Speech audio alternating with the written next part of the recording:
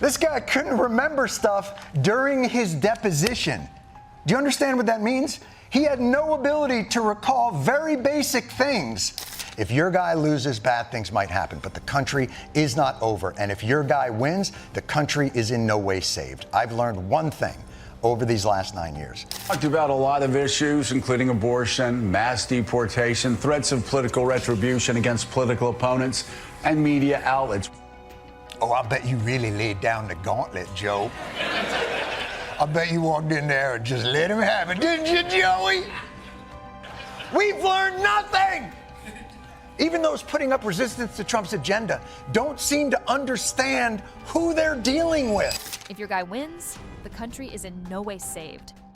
Jon Stewart dropped this bombshell line during his highly anticipated 2024 return to The Daily Show. It wasn't a throwaway punchline, it was a thesis. Stewart's harsh truth-telling broke through the noise of partisan politics, landing a direct hit on the idea that a political win means a moral victory. It was a powerful reminder that blind loyalty is dangerous, no matter who's in power. That quote became an instant viral moment. Twitter and TikTok lit up with clips of Stewart calling out both President Biden and MSNBC with surgical precision. To some, he was a brave voice of reason, tearing down institutional hypocrisy. To others, especially loyal Democrats, he was a threat to the unity needed for the 2024 election cycle. But no matter where you stood, it was impossible to ignore him.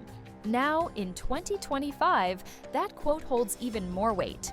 Biden is still in office, but the controversies haven't stopped. From the heated fallout of Hunter Biden's pardon to a disjointed media response, many now look back at Stewart's quote as prophetic. It wasn't about sides, it was about standards. And in a world still spinning from political tribalism, Stewart's words remain unsettlingly relevant. Jon Stewart's return in early 2024 came at a time when political satire felt hollow. Late-night shows had grown predictable, and partisan comedy had replaced the biting introspection Stewart once championed. But his comeback wasn't just nostalgic, it was strategic. He returned as a Monday host on The Daily Show, immediately shifting the tone back to uncomfortable honesty. Unlike other media figures, Stewart didn't come back to play cheerleader for the left. He was there to challenge, provoke, and dismantle groupthink. His segments were critical of both conservative talking points and liberal complacency. His targets ranged from Donald Trump's lingering influence to the Biden administration's tendency to brush past real concerns with rehearsed platitudes. 2025 has proven that Stewart isn't going anywhere. In February, Comedy Central confirmed that he would stay on through the 2024 election and well into December 2025. This commitment signaled not only the network's confidence in Stewart, but also the audience's hunger for a comedian who doesn't flinch when aiming at the powers that be, regardless of which side of the aisle they occupy. As of spring 2025, President Biden is grappling with one of the most difficult stretches of his presidency.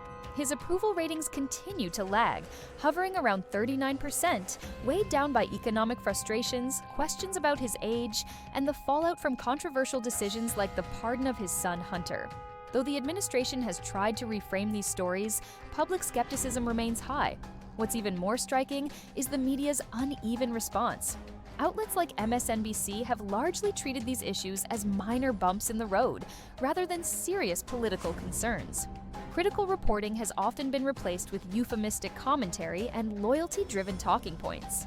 This has created a vacuum where public trust continues to erode, not just in politicians, but in the Fourth Estate itself. It's this environment that makes Stewart's critique so powerful. He's not just angry about policy, he's furious about how the system manipulates perception. In his eyes, if media outlets can't report the truth for fear of damaging their side, then democracy loses. His commentary has become a lifeline for politically engaged viewers who feel alienated by sanitized coverage and party-first loyalty. If there's one critique of the media from the right that I do agree with, is the moralizing nature. Like, there is no condescension and moralizing on Fox. It's people on a couch asking questions. Are you worried about how many terrorists are coming in on the border? Do you ever worry about that? In one of his most cutting segments, Stewart obliterated the Biden campaign's outreach to young voters, specifically mocking a TikTok video where the president appeared awkward and out of touch. "Fire everyone," he joked, But beneath the humor was a serious critique of a campaign more focused on optics than authenticity. The video became emblematic of the larger disconnect between Biden's team and the audiences they were trying to court. Stewart's critique of MSNBC was even more scalding. He took direct aim at their bubble mentality, accusing the network of parroting administration spin rather than investigating it. He contrasted MSNBC's softball coverage with Fox News' overt aggression, arguing that neither outlet served the public, they just reinforced their own viewers' beliefs. This infotainment arms race, as he called it, is toxic regardless of political alignment. But Stewart didn't stop at the networks. He challenged his own audience, mostly liberal, mostly well-intentioned, to demand more from their leaders and their media. His message? Democracy is hard work, and it doesn't stop with voting blue. In doing so, he sparked widespread online discussion, with some praising him as a necessary disruptor, while others accused him of sabotaging progressive momentum. The Biden-Harris campaign joined TikTok over the weekend. The first video was released during the Super Bowl, and it shows President Biden answering questions related to the big game. Game or halftime show? Game. Jason Kelce or Travis Kelce? Mama Kelce. I understand she makes great chocolate chip cookies.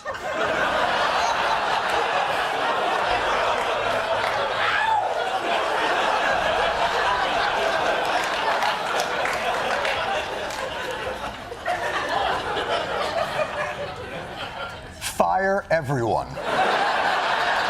Everyone. How do you go on TikTok and end up looking older? The moment that truly blew up online came when Stewart declared that the Biden White House had a resting 25th Amendment face. The phrase was hilarious, but its implications were deadly serious. He was referencing growing concerns about the president's age and capacity, issues that the administration had mostly sidestepped or downplayed. Stewart's joke brought them front and center. He didn't just poke fun, he connected the dots. Comparing the White House's defensive posture to Trump-era tactics, Stewart accused Biden's team of stonewalling criticism and demanding blind allegiance. This is how democracies corrode, he warned, not in a burst of flames, but in a fog of excuses. It was one of the most viewed segments of the year and a turning point in the public conversation. The impact was immediate. Online debates raged. Some liberals accused Stewart of doing the GOP's job for them, while conservatives cheered him on. But the segment's real power came from how many independents and young voters said it validated their unease. In a moment where everyone seemed to be playing politics, Stewart was playing truth. As we move deeper into 2025, Jon Stewart's role in the media and political landscape continues to grow. He's not just a comedian anymore, he's a cultural barometer. His critiques reflect a deep frustration many Americans feel toward a system that rewards loyalty over truth and performance over accountability. And while he makes us laugh, he also makes us squirm and think. In a world where media outlets often act like political marketing teams, Stewart is one of the few figures willing to risk backlash to speak plainly. That's what makes him essential. Whether he's calling out MSNBC's selective outrage or Biden's stumbling communication strategy, he's asking the questions many are too afraid to.